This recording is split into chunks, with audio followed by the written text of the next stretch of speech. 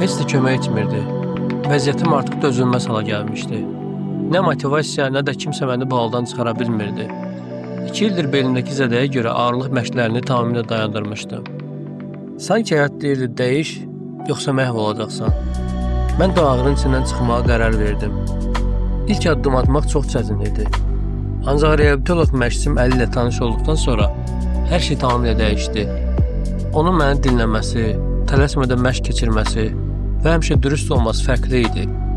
Dediyi bu cümlə isə heç yadımdan çıxmaz.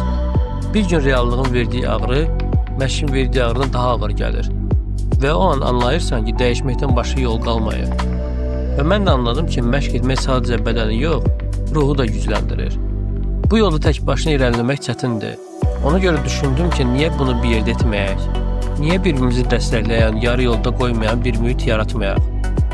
Beləliklə onlayn dəyişim marafon ideyası yarandı. Adı marafon olsa da, bu nə yarışdır, nə də sadəcə idman proqramı.